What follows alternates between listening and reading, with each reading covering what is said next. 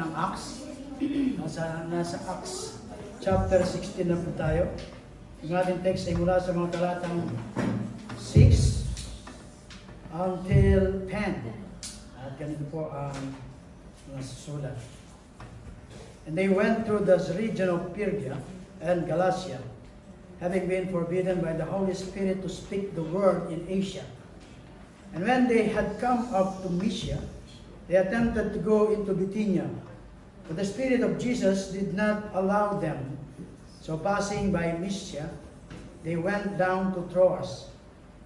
And a vision appeared to Paul in the night.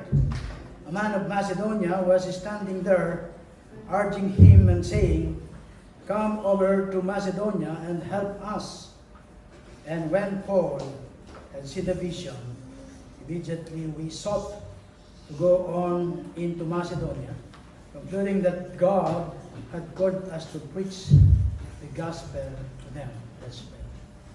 Heavenly Father, we thank you, God, for this time that you allow us to hear in thy place, O God, to worship you in spirit and in truth. And to thank you, O God, for all that you have done, what you are doing in the lives of thy people. Lord, help us to understand thy word through the help of the Holy Spirit, and speak to each every one of us, O God. This is our prayer in Jesus' name. Amen.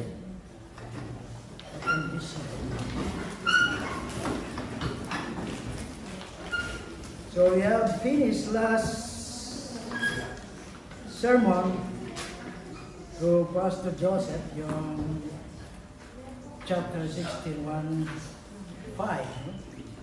That there we saw that Paul came also to Derbe and to Lystra.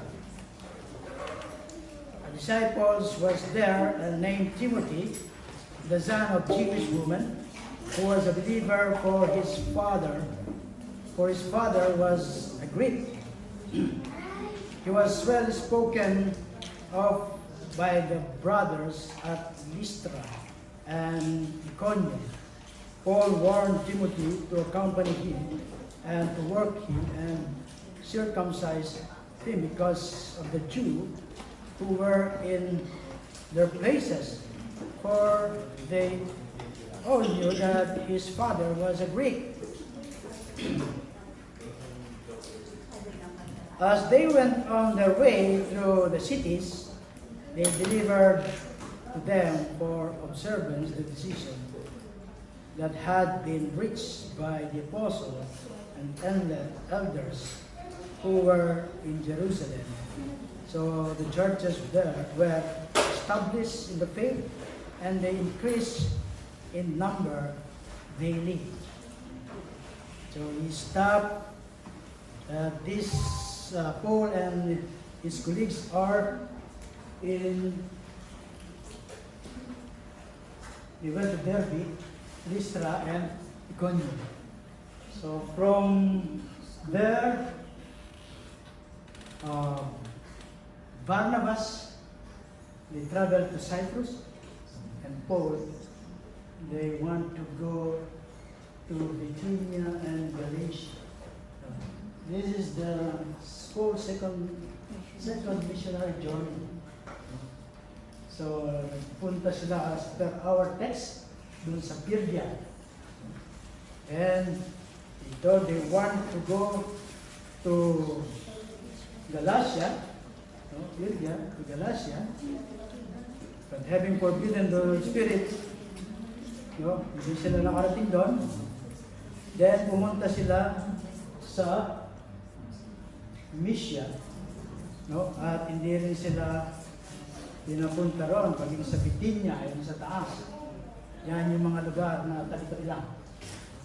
At pagkatapos, nagkaroon ng sila ay nagdaan sa Mysia, pero nagtungo sila sa Troas. Yan, Troas. Tapos si Macedonia sa kabila. Dito, si Paul at si Barnabas, naghati sila.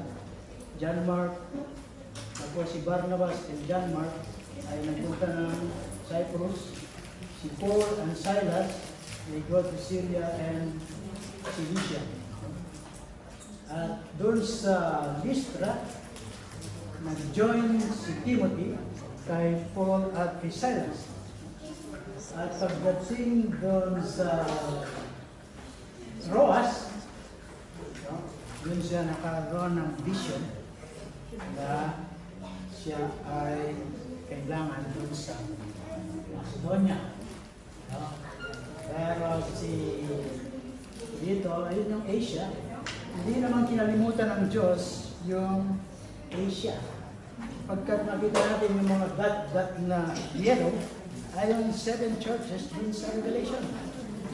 After na naggaling sila sa Macedonia, yung mga na-convert doon, paging si Paul, ay naging pang church niya yung Asia.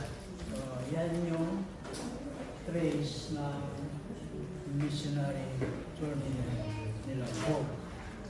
Para makita lang yung mga lugar. Okay. So this is Paul's second missionary journey. He was saved and commissioned to be a witness for the Lord. In Acts 9:15 it says, "But the Lord said to him, Go, for he is a chosen instrument of mine to carry my name before the Gentiles and kings and the children of Israel." But Paul was not alone in this missionary effort. There was Luke, there was Barnabas, Silas, Timothy, John Mark, at iba pa, who surrendered to the call to share Jesus in the world. These were simply Paul and his team following the commission of the Lord Jesus Christ when he was preparing to ascend to the Father. He left the specific instruction to the church or to the disciples.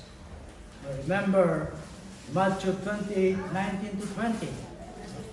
"Go ye therefore and teach all nations, baptizing them in the name of the Father and of the Son and of the Holy Spirit, teaching them to observe all things whatsoever I have commanded you.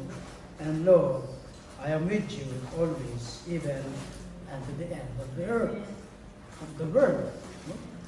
Then we saw in the Acts 1:8 that ye shall receive power after the Holy Ghost is come upon you, and ye shall be my witnesses unto both Jerusalem, Judea, Samaria, and unto the uttermost part of the earth. So as Jesus ascended, the Holy Spirit descended. That's what He promised. And fill the believers, as our study of the last 15th chapter of Acts. But what happened? We are left to carry out the work of Christ. We are His hands, we are His eyes, and we are His feet, His voice to carry out the work of our Lord Jesus Christ. As per our text, they passed through the Phrygia and Galatian region. So Paul and Barnabas are in the cities because they have visited in their first missionary journey in Acts 15:36 at sa mga sumusunod pa na verses. So the city far this north being Antioch of Pisidia. Antioch in Pisidia. They are there. And it was presumably in the city, they were trekked o pumunta sila sa lugar na yon sa mahaba at mahirap na paglalakbay. At karaniwan ay lakad lang into neighboring region of Phrygia and Galatia. So yung Phrygia region was a district in Central Asia Minor, west of Pisidia. Yung Phrygia is west of Pisidia. So yung Galatia, the Roman province of Galatia, yung principal city dun sa 1st century, were Syria and Pisidian Antioch. Syria, yung Syria. Ayun yung Pisidian Antioch. Tapos, yung ang Syria. Ayun, nasa mga sa Galatia. Yun, yung Syria. Yun, sa may Galatia. Itutur ko kayo dyan. I will tour you and bring you there. So sabi dun sa verse 6, now, when they had gone throughout Phrygia and the region of Galatia, they were forbidden the Holy Spirit to preach the word in Asia. We saw that there is a call of service. Now, that's the title of our message, call of service. I want to keep in your mind that this was not just a vacation trip to Paul and the others. Hindi lang sila mamamasyal dito at titingnan yung lugar at magsa-selfie-selfie. Nagaya ng ginagawa ng iba. These men were not simply traveling the world to see the sight. They had given their lives to serve the Lord. Their days were consumed with ministry and sharing the gospel when they reached there. So they had a heart and a desire to serve the Lord. They have the heart and the desire to serve the Lord. Then, having been forbidden by the Holy Spirit to speak the word in Asia, how the Holy Spirit forbade Paul, Silas, and Timothy is specifically stated. Hindi sinabi sa pasahe specifically kung bakit sila ay hindi hinayaang magtungo dun sa karating lugar. So yung phrase na word dito sa to speak the word, ito yung gospel. The gospel, to speak the gospel in Asia. Somehow, the Holy Spirit told the missionaries not to preach the gospel in this region at this time. Sa panahon na ito, they did not allow Paul and his team to preach the gospel in Asia. However, God had not forgotten about the lost soul in Asia, gaya ng sinabi ko kanina. For this region would later, nagkaroon ng mga churches in the several cities, including yung Ephesus, Smyrna, Philadelphia, Laodicea, Colossae, Sardis, Pergamum, and Thyatira. For now, the door was closed to Paul on that specific area. So the lives we live should not believe us if we only desire to please ourselves. Ang ating mga buhay daw ay hindi natin pinamumuhay na para bang tayo namubuhay upang itiis lamang yung ating mga sarili. We too have been called to serve the Lord. Amen. Lahat ng idinadagdag ng Panginoon sa kanyang iglesia ay hindi lamang nililigtas, but they call them to serve, to preach the gospel to all nations. Kaya yung mga tumayo kanina rito, hindi na nagtatapos yun. At sa mga nakaupo na, it's a reminder for us that we have a work to do. Na iniwan yung ating Panginoon sa Kristo. Each day, there are countless opportunities to be used for the Lord. Spend each moment wisely with genuine desire to serve the Lord. Look at each day and every circumstances as an opportunity to serve the Lord. Tingnan daw natin yung bawat araw at yung bawat pangyayari na oportunidad upang magpapasilbi sa Panginoon. Saan man tayo naroroon, where we are, we live our life. Yung kung paano tayo tinawag ng Panginoon. But many Christians are saved and yet never find the time or the desire to serve the Lord. I know that there are things we must do in this life. Maraming mga bagay tayong dapat gawin sa buhay na ito. But serving the Lord is the most important. Amen. It is the only thing that will matter eternity, in eternity. Each believer has an appointed place in the great army of God. It is indicated by the voice of God and by the circumstances of life. Repeatedly, the apostle bade his convert abide in the calling wherein they were called. Yours may be forward kung saan ka nagtatrabaho, dahil sa iyong mga pamilya, kung saan ka man inilagay ng Panginoon. So, yun ang lugar na kung saan ka mabuhay kung sa pagkatawag sa iyo ng Diyos. But on the whole, we should stay where we are, unless the captain of our salvation moves us by some unmistakable indication of his will.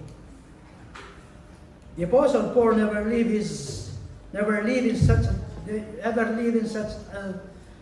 dependence on the Holy Spirit for guidance. No, siya ay nabuhay. No? Nandun yung kanyang dependence sa banal na Espiritu and for the upholding of the divine purpose. The Spirit has been blocking their path in Asia. Paul, Timothy, and Silas knew that God must have something special planned. And they expressed an attitude of expectant readiness. Then God spoke, giving for a vision of a man carrying, saying, "Come over to Macedonia and help us," dun sa verse 9 ng ating text. And we saw here that Luke joined them. Sinamahan sila ni Dr. Luke. And the group made their historic entry in Europe. You may not have been called to the same ministry as the Apostle Paul, even sa mga kasama niya. But malinaw, from our reading dito sa text, meron siyang mga kasamahan that they had these different gifts. Each Christian, they have a gift. Not only gifts, sometimes gifts. Different gifts all working together for the glory of God. Do you know what your gifts are? You need to discover your gift and use it for the good of God's people and for His glory. Amen. Why did the Holy Spirit forbid Paul to preach in Asia? When Jesus said to go into the world. So, may problema. Jesus commanded His followers to make disciples of all the nation. Doon sa Matthew 28 verse 19. And to be a witness to the ends of the earth. In Acts 1:8.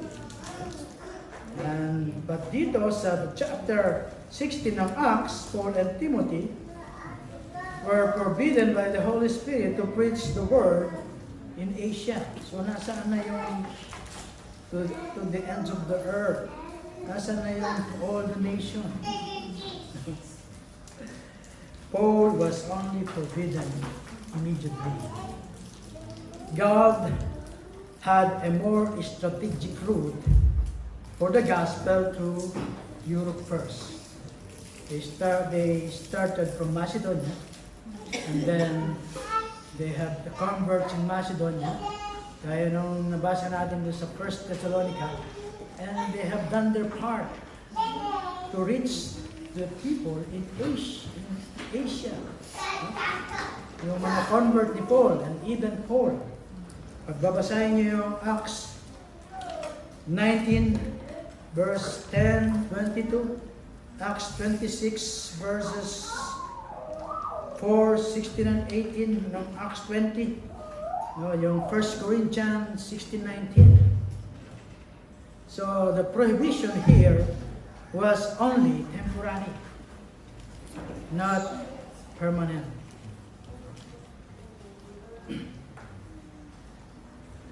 When we are called for a service, of course, there is a sacrifice. There is a call of sacrifice. So malinaw na sinasabi dun sa ating verses that there is a great sacrifice had been made to these people. These men had left their homes, their families to serve the Lord. They are not always welcome or accepted. Often they found themselves beaten, ridiculed, kinukutsa sila, and even had their lives threatened. Serving the Lord came at a price. There had to be a sacrifice. Hindi pwede yung kampante ka lang doon sa kinalalagyan mo. The question is, are we willing to sacrifice in order to serve the Lord? Kailangan may sakripisyo. At madalas na-observe natin, no? Pag convenient lang. In only convenient situation, people, they want to serve. No? Kapag sa aking observasyon, no? Even yung ating service, pag nilipat mo ng maaga, yung timing, Pastor, ang aga naman. Tulog pa ako nun. Diba? Pag susunduin ka ng maaga, hindi ba pwedeng medyo adjust ng konti, kaya yung ating timing napunta sa hapon. Dati dun sa Kimpiski, 9 a.m. yung service natin doon, maaga. No? At yun yung datingan ng mga tao before mag-open yung mall. Kaya in a few weeks that we are there in Kimpiski, a lot of people, no, coming to church because I think they made the church waiting area for the opening of the mall. Those people now, I don't know where are they. They need sacrifice. We need to sacrifice something. No? These people, they left their homes, they left their families. Even when Jesus called the disciples, they left their work. But I'm not telling you fully to left their work, because we are here to work, but that is not the main purpose that God brought us here. Inamit lang niya yung work para tayo ay katagpuin dito. Bakit hindi sa Qatar? Bakit hindi sa Saudi? No? But dito, sa UAE.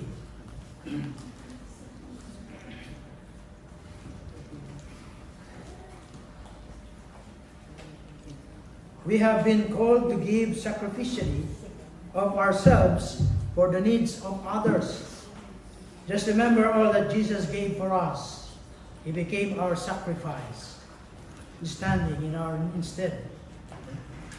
So church, serving the Lord is not a matter of convenience.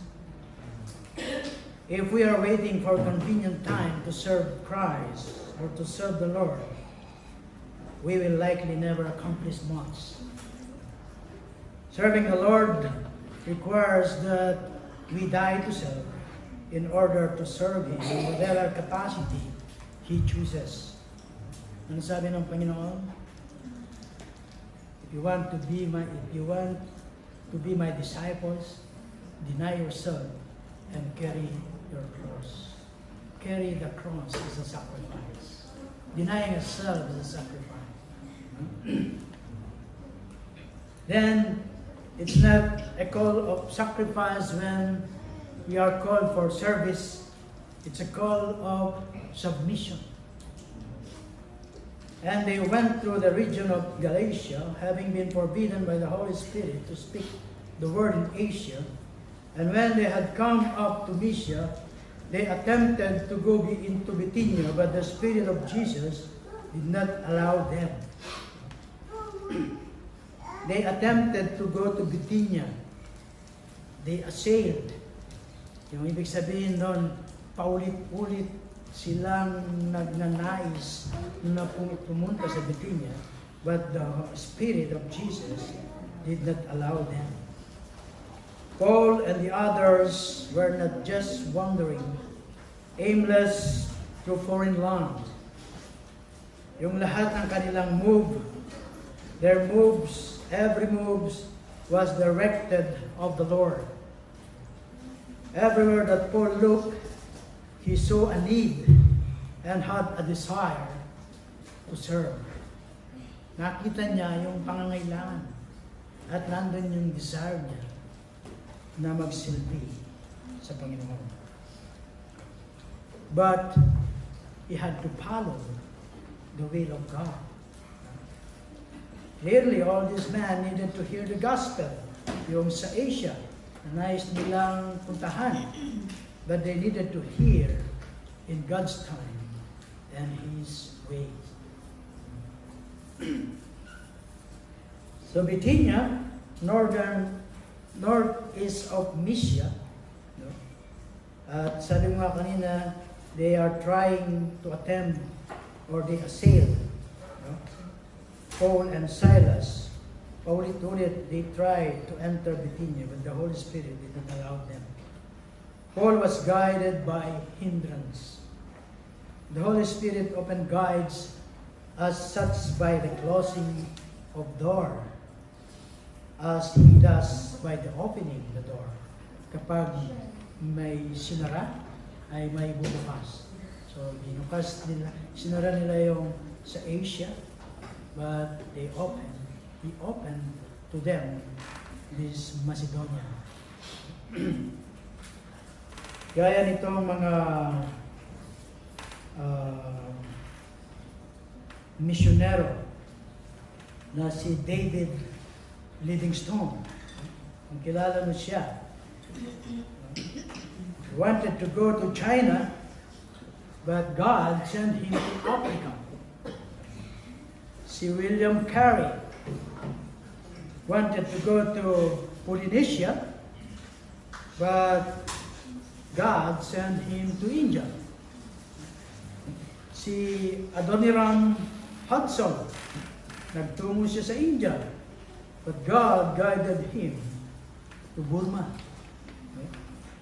God guided us along the way to just the right place. How does God guide His church to the right place for mission? There will be closed as well as open doors.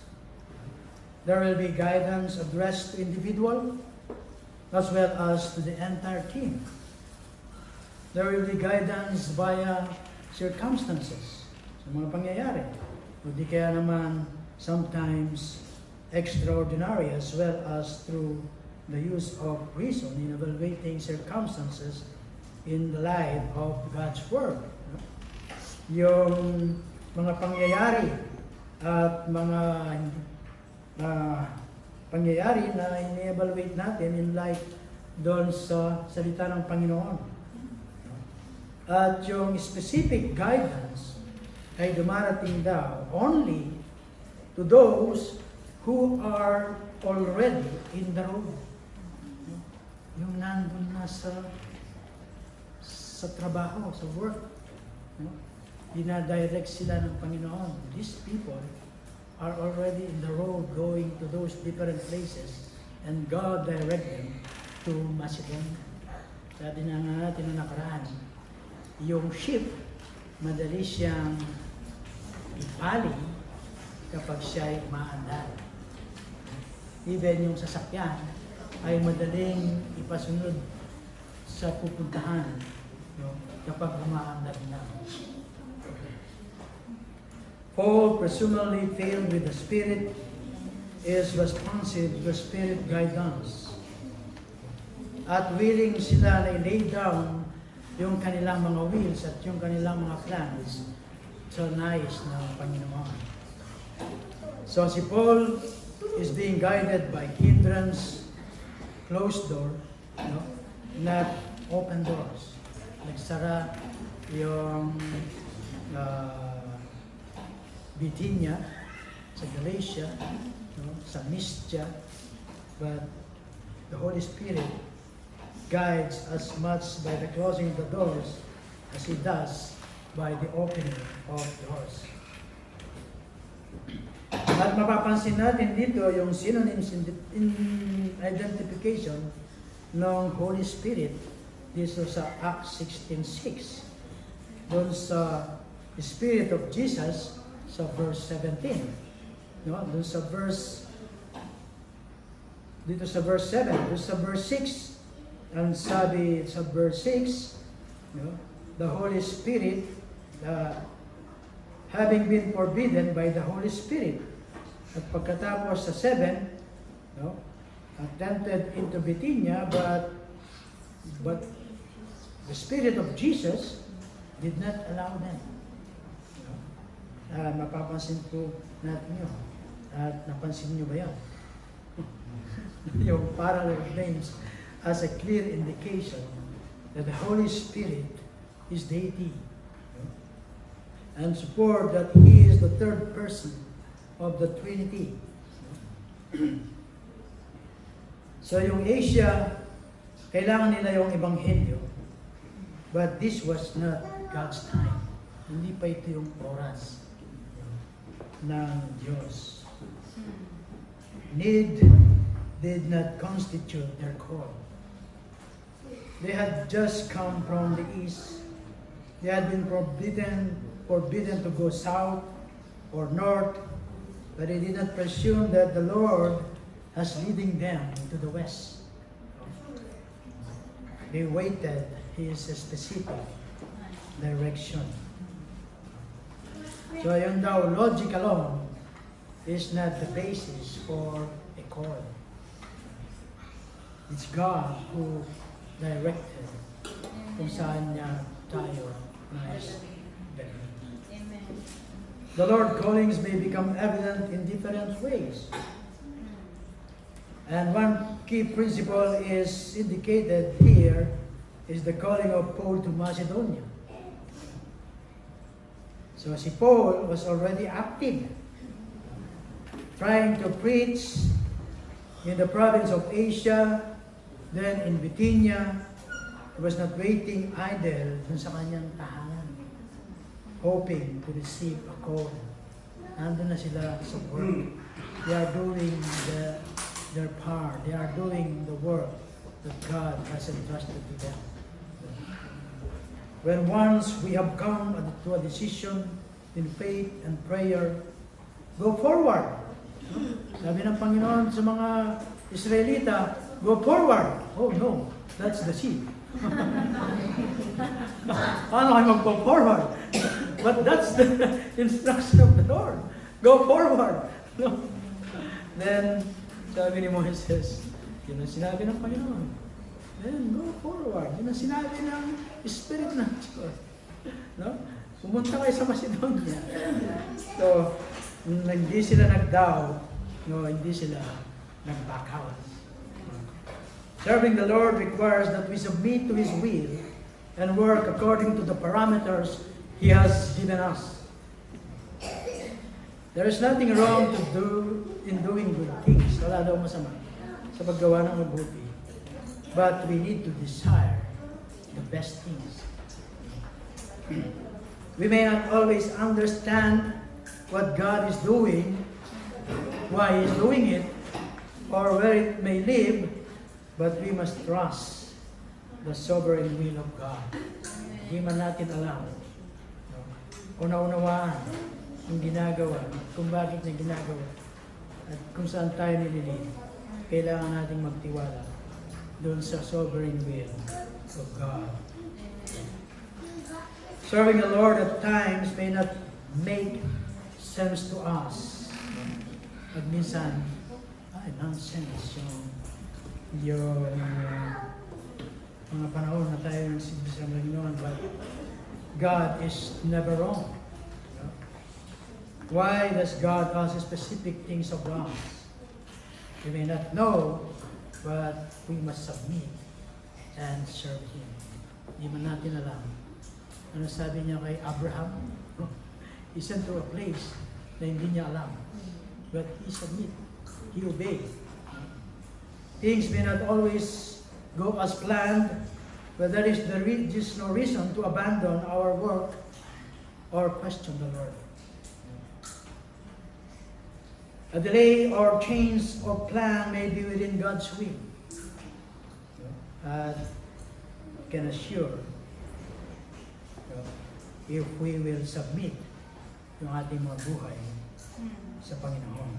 God will use that life to His honor and glory. Amen. Look at every situation as an opportunity rather than an obstacle.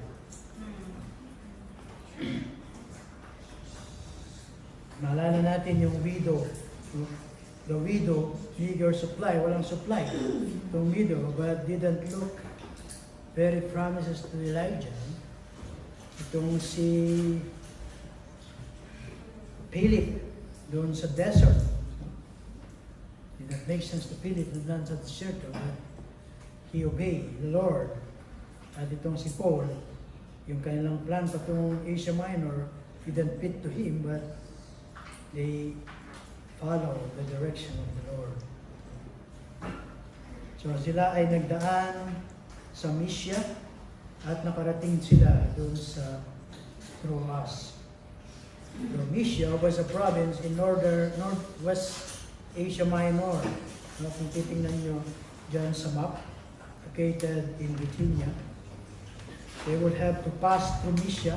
Kailangan nilang magdaan doon so that they can reach yung Troas on the coast. So Luke does not tell us why Paul and Silas did not stop in Mysia. Bakit hindi sila tumigil dun sa Mysia, but dumiretso sila ng Troas to proclaim the gospel. But clearly, dito sa ating pasahe, they are leading by the Holy Spirit, step by step. So Troas was a port city on the northwest coast of Asia Minor, near Asian Troy. Ang history niyan, sa kanan natin pag-uusapan. So not only they call for service, they also call for sacrifice, and they of course call to submit. No? And then what is the basis? No? There is a basis. Kaya sila ay sumunod, no? At nag-submit. And a vision appeared to Paul in night. A man of Macedonia was standing there, urging and saying, "Come over to Macedonia and help us." There can be no doubt that Paul had a passion for reaching others. Everywhere he looked, he saw those whom needed the Lord. He never got over what the Lord did for him, and he wanted to reach the word for Christ. That's the heart of Paul. The Macedonian calls involved the vision of one in a desperate need of help. No? Nandun yung pangangailangan. Ba't anong pangangailangan? Ang kailangan nila. No? So yung Macedonia is named for Philip of Macedon. No? Siya become Roman province in 148 BC. No? So yung Macedonia is under influence of Athenians' influence noong early 100 years before Christ. No? At dito makikita rin natin yung mga ibang binanggit na pangalan galing sa Macedonia ng mga Christian na sila Gaius, si Aristarchus, no? Sila Secundus, Sopater, Epaphroditus, at marami pang iba. No? Basahin nyo lang yung Acts sa ating patuloy, even yung Philippians at Thessalonica ay nabanggit yung mga pangalan nito. So yung vision ay nakarating kay Paul. God uses vision in several strategic points in Acts. Merong vision na ginamit kay Paul para sa kanyang conversion dun sa Acts 9 verse 3 to 6.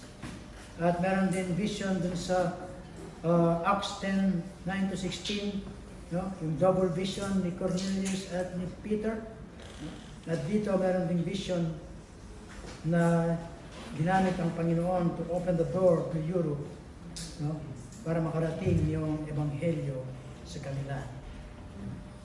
When you're following the plan of God, dead ends are never mistake.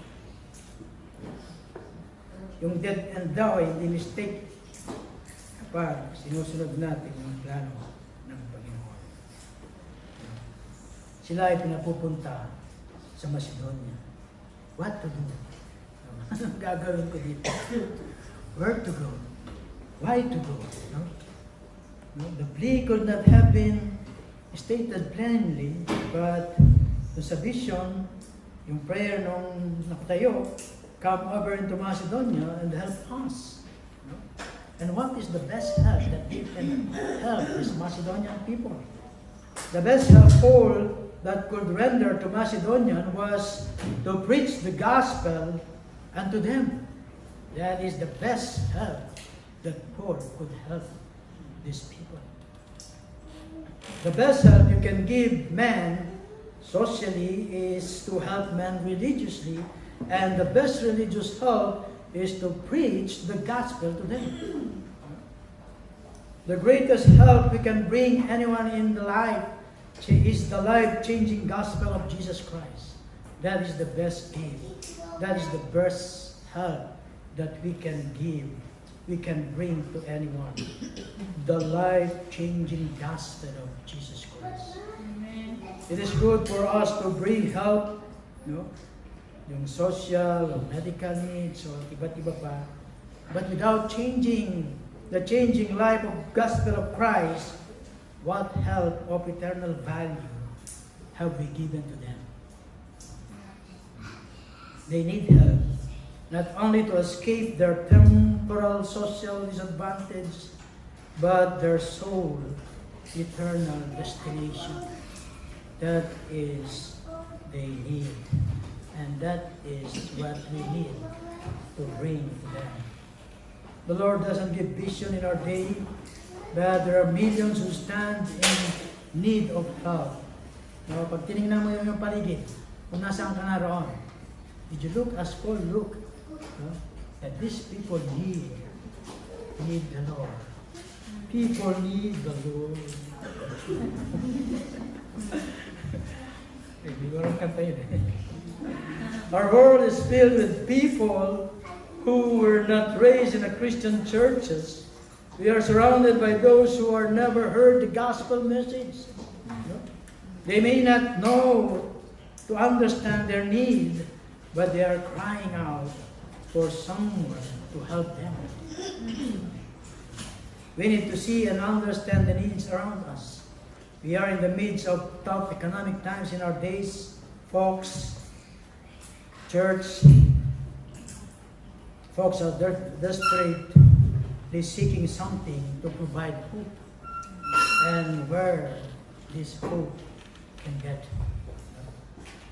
They need hope that we need to bring to them, the hope that nagmumula lamang sa ating Panginoon Jesus. We need to be pointed to Jesus. Soul is desperate need someone to care for them. And not we saw the basis, but you also saw the burden. The basis and the burden in verse 10.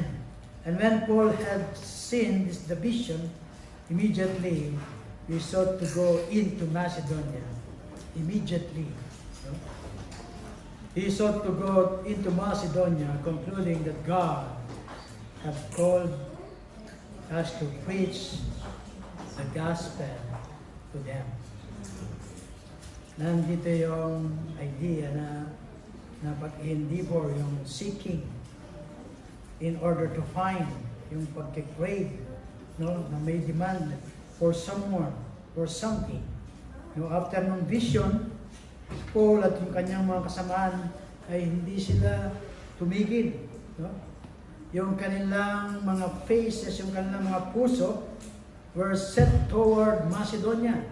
No? And they would not be denied. No? At hindi natin sa ating mga isipan that Paul had other plans, but when God placed the burden for Macedonia upon him, there was only one place he could go. Di ba amazing how God works? Open, He places a desire sa ating mga puso. No? Before the door is open to fulfill that desire, na inilagay na niya sa ating mga puso. We need to seek God for a particular burden. No? And I pray that God will give us a burden like itong mga apostle. And we pray na ganun din tayo kagaya nila mag-response immediately. At pasinin natin dito na si Luke na sumulat ng Acts. No? Now he's leading out Acts. No?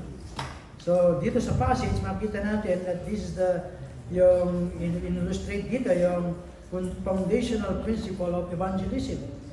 So God uses people with the right passion and the right priority, with the right personal taking, the right precautions, to make the right presentation in the right place. Always in the right, not in the left. Right person, right priority, right personal taking, the right precautions, make the right presentation in the right place. When he had seen the vision, immediately, sino yung nagsusulat? So kasama si Luke. No? We sought to go in Macedonia.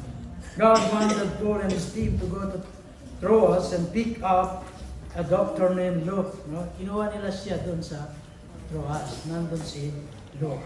No? So kung yung Diyos ay hindi niya sinabi kila Paul no to Bithynia or the Galatia 2 times, marahil wala tayong Book of Acts dahil sinundan nila si Dr. na siyang sumunod, not Acts. No? So remember that delayed obedience is always a disobedience. So this is the first way na ginamit ito ni Luke. Pagdating dun sa chapter 17, ang ginamit naman ni Luke doon ay day.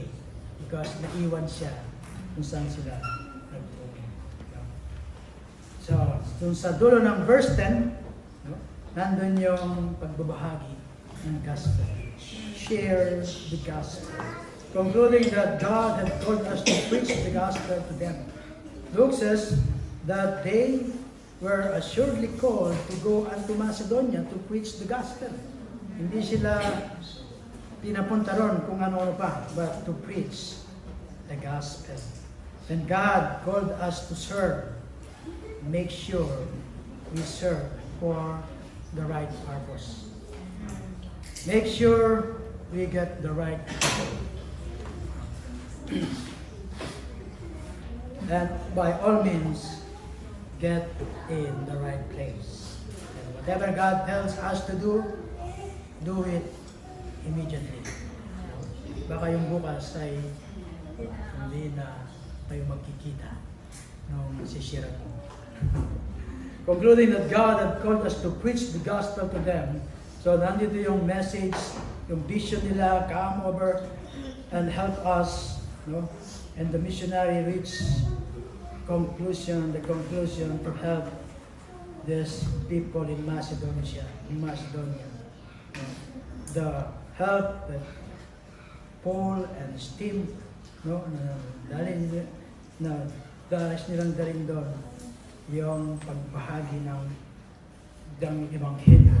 That is the supreme. Tingnan kanina, supreme. Nung pinabalangkas nating team. And make them do the same. Yung nagpapahagi na natin. Sabi ko nga kanina kay Pastor Anthony, yung mga sasabihin ko mamaya, sinabi na rito sa meeting. Kaya, ano akong sasabihin?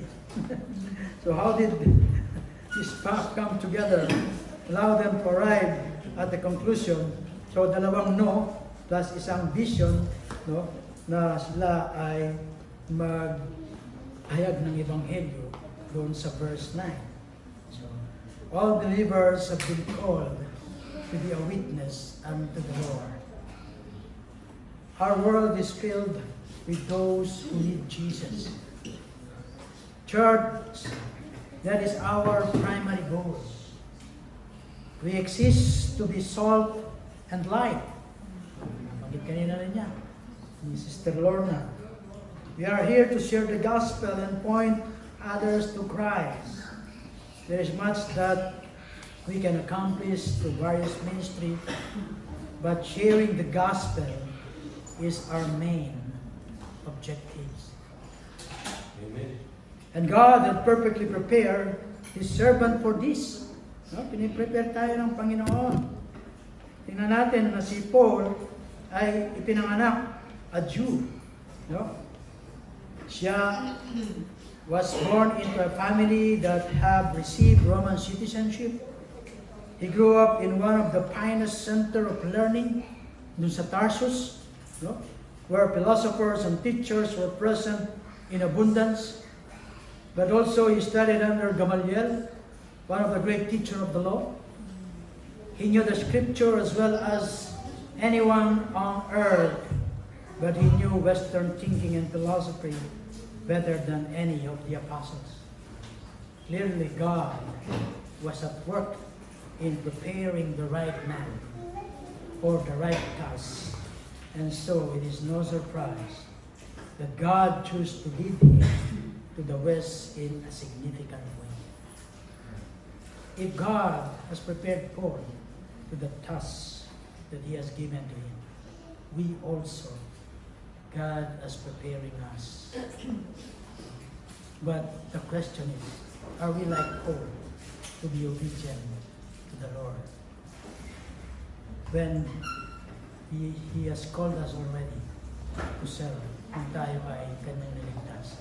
Kung hindi lamang tayo tinawag to save, no? But to become an instrument to bring the good news that we have received to the people that He has put in us. Christians then need to be available for what God opens to them.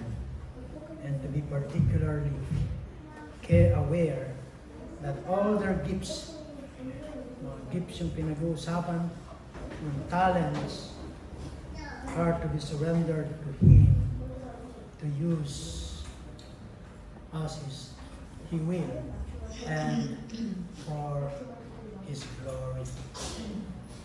At yun po yung pagkakatawag sa kanila, kasi rin pagkakatawag sa akin ng Panginoon.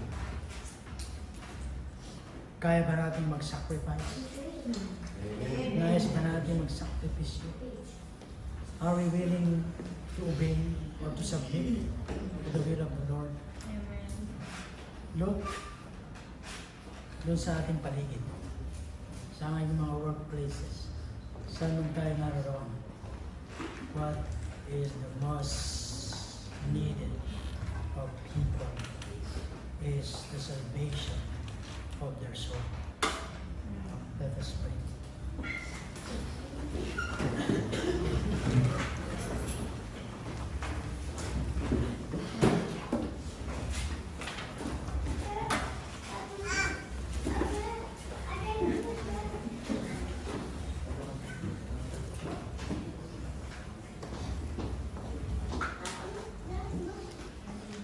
Heavenly Father, since we know not what a day may bring forth, but only that the heart of serving you is always present.